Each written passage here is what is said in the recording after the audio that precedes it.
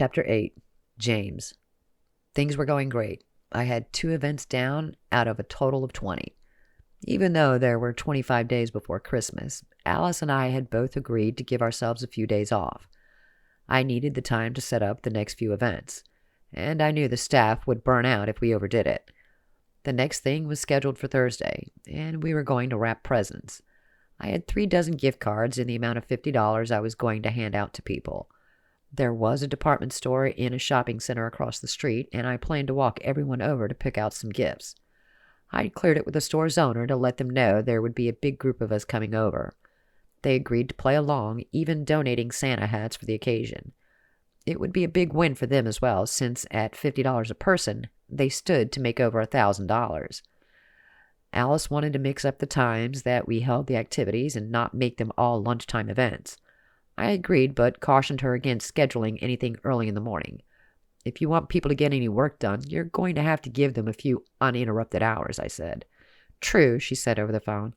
I'll come around 3, I offered. We can make it the final activity before people go home for the day.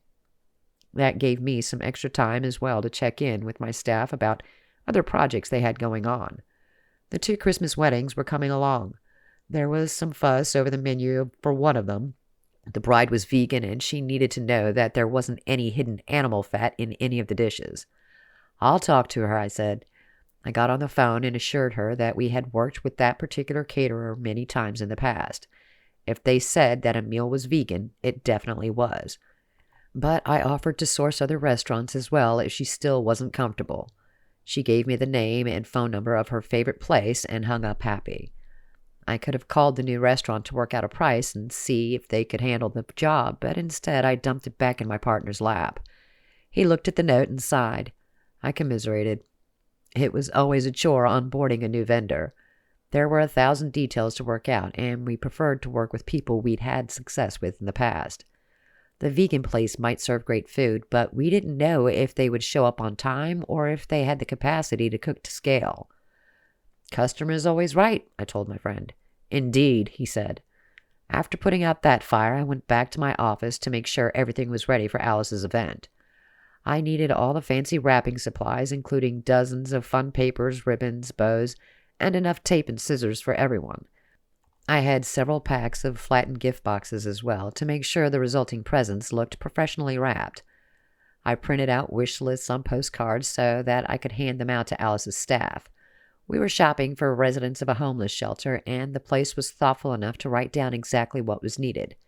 There were a lot of socks and jackets, but also some personal items like books, art supplies, and toys. There was enough of a variety that Alice's employees would have fun shopping as well as wrapping the gifts. At 2 o'clock, I drove over to her building. Walking in through the staff door, I received a warm welcome. They all knew that when I showed my face, something exciting was about to happen. Across the room, people looked up from their computers and called out in greeting, "James! Hey, man! What's today's event? We missed you yesterday." 3 o'clock, I promised. Get that last email typed up because you're not going to go back to work. There was a cheer and then a resumed hustle to finish the last necessary item on their to-do list before calling it quits for the day. The office fell into an energized silence, each person racing against the clock. I was impressed. If Alice wanted something to light a fire under her workers' butts, it looked like she'd found it. People at the water cooler hurried back to their desks. No one looked up from their monitors, eager to ensure that they could participate in the day's festivities. I jogged up the stairs to check in with the boss lady herself. She was on the phone but waved me in.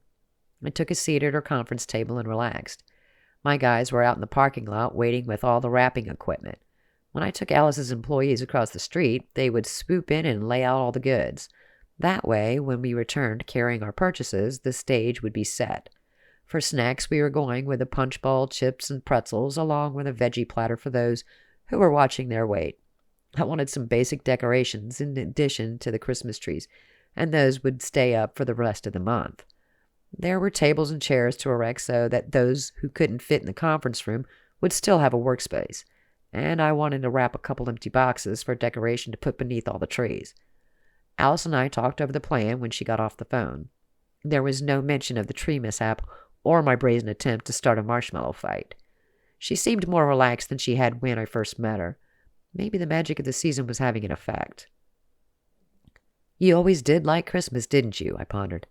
Yes, she said curtly, giving me a narrow stare. I wasn't sure what I'd said wrong, but I let it drop. Talking to Alice was a minefield. I had to be careful what I said and steer clear of certain topics. More often than not, I walked straight into them with open eyes, realizing that I was about to cause a scene. Like Tuesday night at the skating rink when I doused her with hot cocoa, I knew she couldn't get up to chase me, so I was just having some fun. Today, I wanted to put my best foot forward, so I moved on to the next observation. I think your employees are enjoying themselves. Tuesday night was wonderful, she said softly. Of all the 5-star ratings and $10,000 price tags, that was the best compliment I had received in a long time. I knew I had the skills to bring joy to her crew, but to see her open up was validation of a different kind. I realized with a start that I still had feelings for her. Long buried, I hadn't taken the time to examine them for more than a decade, but they were still there, waiting to be reignited. That was a dangerous road, and I didn't have time for a trip down memory lane. It was 15 minutes to 3, and I needed to focus on my job. I steered the conversation to less choppy waters, asking about her business.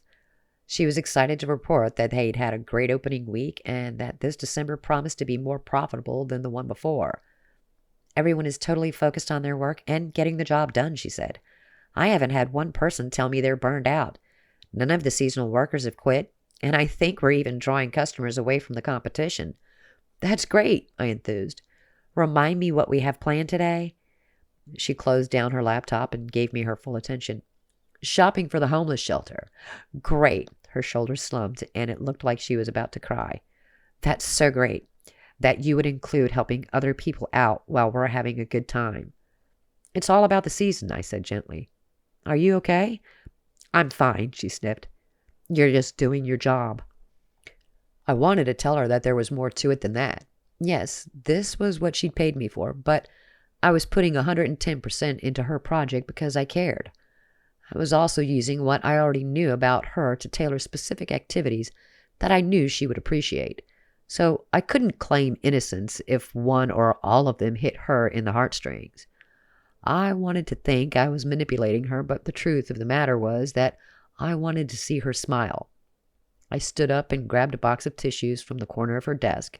Handing them over, I gave her my goofiest grin. She laughed and waved the box away. Standing up, she signaled that our time together was over. We marched downstairs to gather the troops and moved to the next phase of the afternoon. Did everyone get that last invoice in? I asked loudly. Yes, people yelled. Good. Now get your coats because we're going across the street to the department store.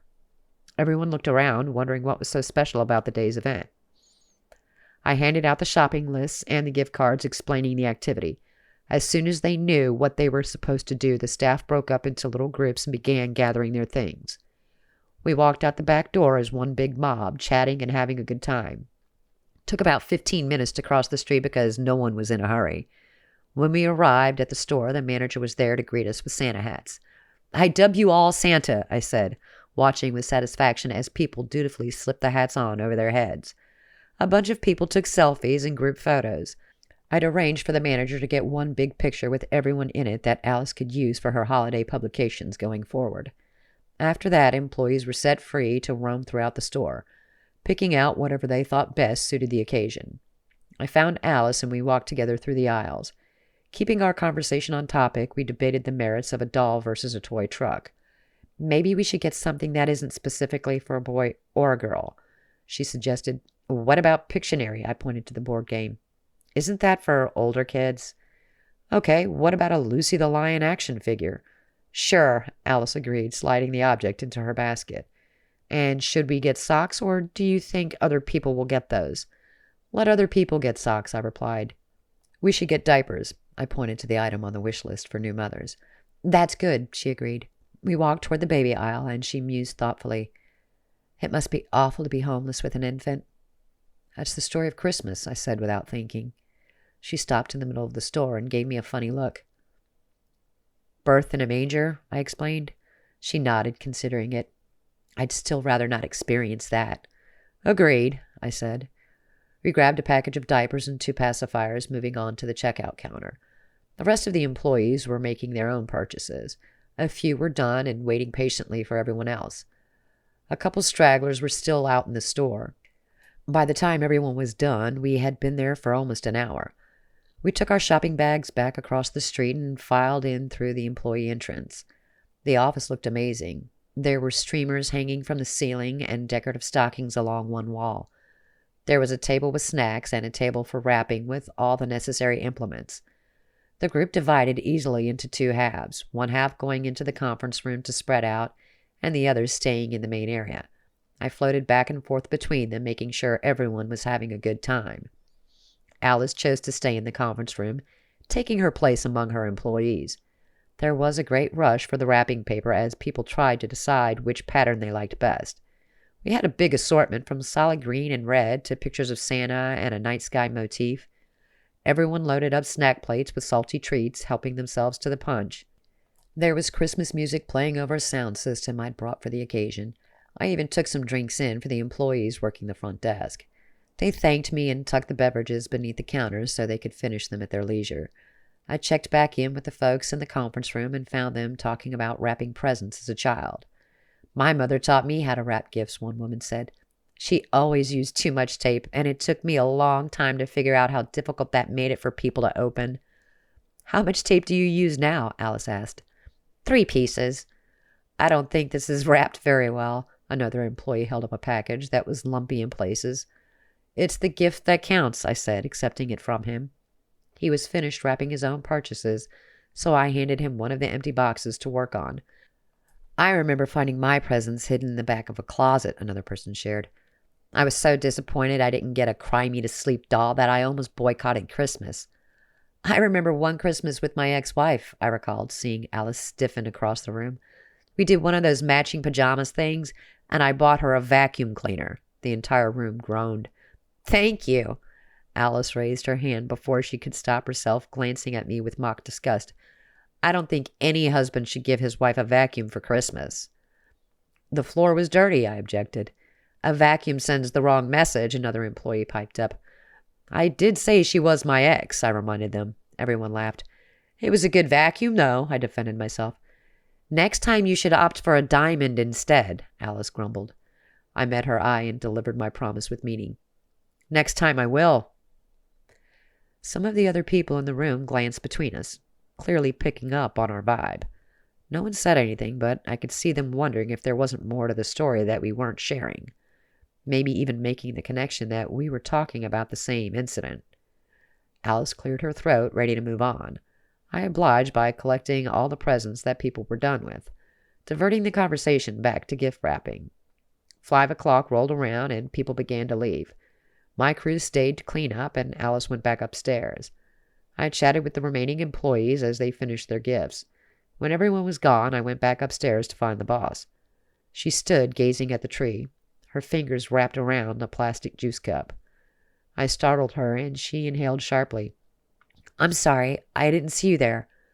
"I'm going to drop the gifts off at the shelter," I said. "You should come." "I don't," she began. "I should work." "You can stare at the tree in the morning," I replied. "Come on. It'll be fun." She gave me a calculating glance, and I couldn't tell what was behind it. Was she worried about being alone in the car with me? Was she thinking about the poor women in the shelter who had babies? Was she actually considering going back to work for a few more hours? Finally, she shrugged. "Okay." She grabbed her purse and finished off her punch. Tossing the empty cup into the trash, we walked downstairs as my helpers were folding up the table. I promised to be back in an hour, and they assured me it wouldn't take them that long to finish up. We left the back door open so that they could load the truck and walked across the parking lot to my car. The back seat and the trunk were both full of gifts. Not a bad haul for a day's work. Alice got in the passenger seat and buckled in by the time I turned the car on. She had always been cognizant of safety, even back when we were kids. "Have you ever been to the shelter before?" I asked. "No. It's a nice place," I said. "It used to be an old fire station." "Really?" "Yeah, some of the rooms upstairs used to be where the firefighters slept while they waited for a call." "Is there a pole?" she teased. "There is not," I answered. "They removed it and sealed up the opening." "That's a pity. They have kids there, and it was probably a liability issue, I surmised. The drive across town was pleasant. She didn't bring up the vacuum cleaner again, and I was grateful.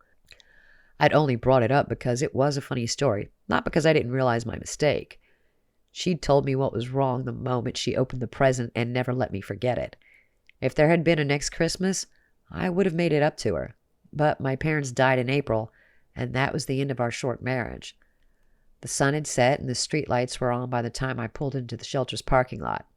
Instead of bothering with the bags just then, I walked up to the door and buzzed the intercom.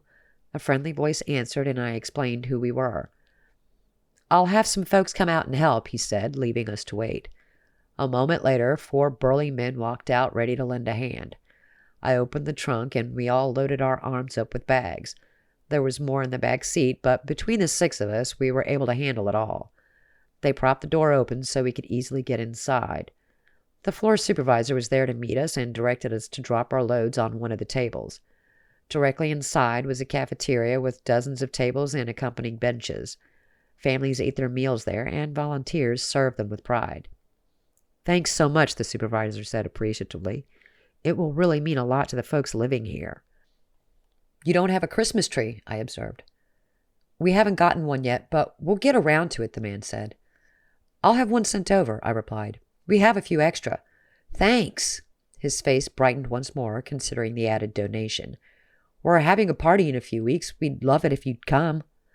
"Send me an invitation," I replied. "Will do." I tipped the guys who'd helped us unload and escorted Alice back to the car. She was watching me carefully as I opened the door for her. Again, I couldn't tell what she was thinking, but I got the feeling it wasn't all bad. "That was really nice of you," she said finally. "We should invite your staff to the Christmas party," I suggested, closing the door behind her and walking around to the driver's seat. "People might like to go and volunteer." "Will you be there?" she asked. "I'll go," I agreed. It wouldn't be paid, but it would feel good, and that was almost the same thing. "Then I'll send out the invitation if you forward it to me." "You got it." Her insistence that I be there didn't escape me. I was getting through to her. Even though she was prickly most of the time, she was warming up. I let the question go without future examination because I didn't want to scare her off. But I felt the satisfaction of knowing I was getting under her skin. Maybe we really could patch things up and try again. It wasn't the worst idea. We drove back to her office and parted ways.